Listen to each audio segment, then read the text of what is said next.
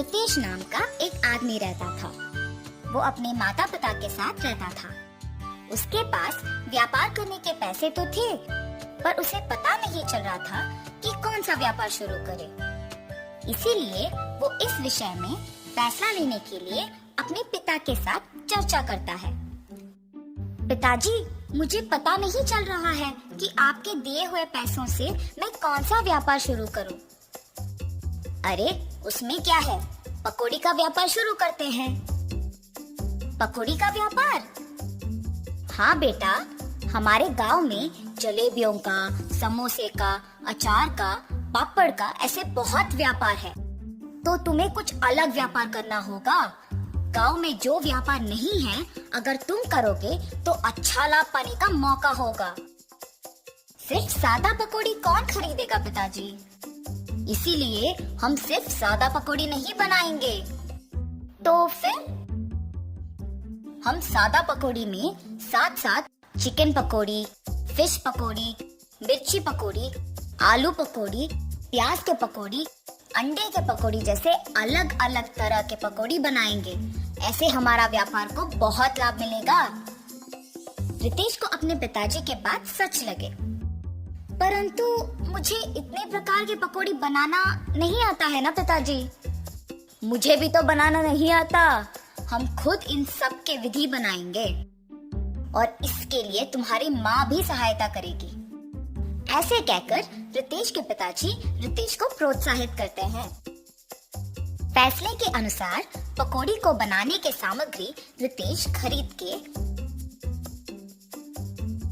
रसोई घर में इकट्ठा कर रहा होता है कि उसके पिताजी पके हुए अंडों को 2 हिस्सों में काट रहे होते हैं और रितेश की माँ पकौड़ी के लिए बेसन का मिश्रण तैयार कर रही होती है। बनाए हुए मिश्रण को 6 अलग अलग बर्तन में बराबरी से रितेश की माँ डालती है। रितेश के पिताजी पहले बर्तन में कटे हुए अंडे, दूसरे बर्तन में कटे हुए प्याज, तीसरे बर्तन में कटे हुए मिर्ची, चौथे बर्तन में कटे हुए आलू, 5वें बर्तन में कटे हुए केले और छठी बर्तन में कटे हुए चिकन के पीसेस डालते हैं और फिर एक एक करके उन सारे अलग तरह के पकौड़ी को तेल में तलते हैं। रितेश जब पकौड़ी का स्वाद देखता है तो उसको बहुत स्वादिष्ट लगता है। फिर वो अपने पिताजी के बातों को सच मानकर पकौड़ी के व्यापार को दृढ़ निश्चय से शुरू करता है। ऐसे शुरू हुआ था रितेश की जीत की कहानी। 15 साल बाद वही पकौड़ी का व्यापार रितेश को सिर्फ अमीर ही नहीं बल्कि बहुत घमंड और कठोर बना देता है। दूसरी ओर रितेश के पिताजी को बहुत दिनों से ठीक से दिखाई नहीं दे रहा था और सुनाई भी नहीं दे रहा था। इसीलिए वो रितेश को चिकित्सा करवाने के लिए पूछने की प्रयत्न करते हैं, पर रितेश कभी उनको समय ही नहीं देता था। इसीलिए रितेश के पिताजी खुद अस्पताल जाने का निश्चय करते हैं, पर उनके पास पैसे ना होने के कारण रितेश की दुकान को निकल पड़ते हैं। अरे रितेश बेटा, कुछ दिनों से न कुछ ठीक से दिखाई दे रहा है, न कुछ सुनाई दे रहा है। चिकित्सा के लिए 3000 रुपयों की जरूरत है। थोड़ा मदद करो ना बेटा। क्या 3000 रुपए? उतने पैसे तो मेरे पास नहीं है। पर बेटा, कल ही तो तुमने बहू को बताया था कि हर रोज तुम्हें 30,000 मिलते हैं। आप पहले यहाँ से चलिए, कह रहा हूँ ना पैसे नहीं है।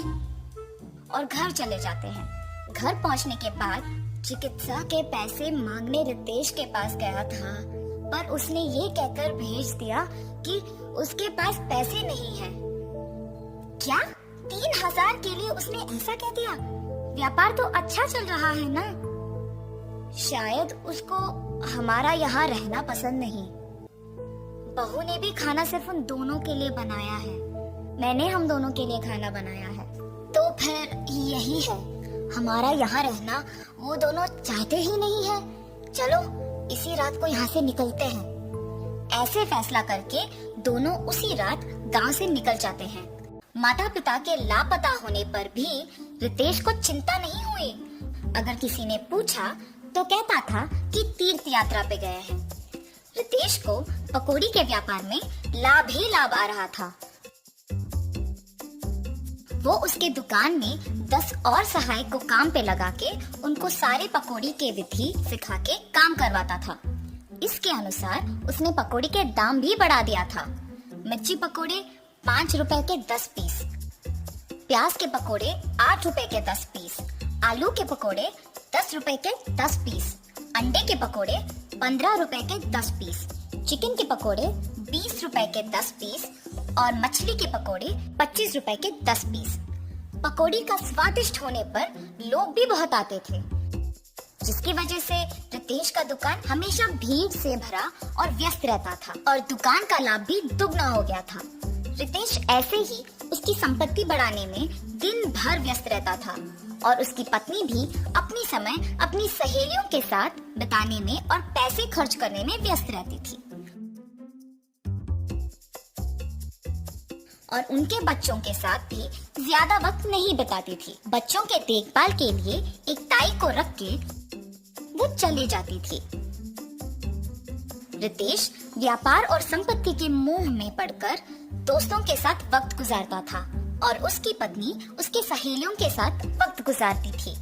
इस वजह से उनके बच्चे बहुत लापरवाही से पले पड़े।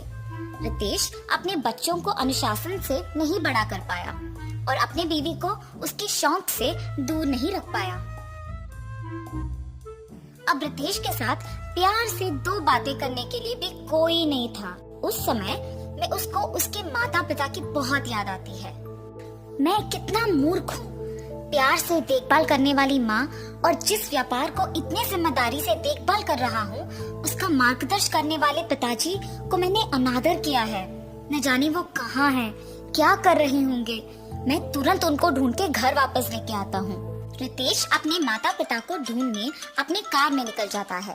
गांव में ढूंढते ढूंढते उसको अपने माता पिता गंदे फटे हुए कपड़ों में नजर आते हैं।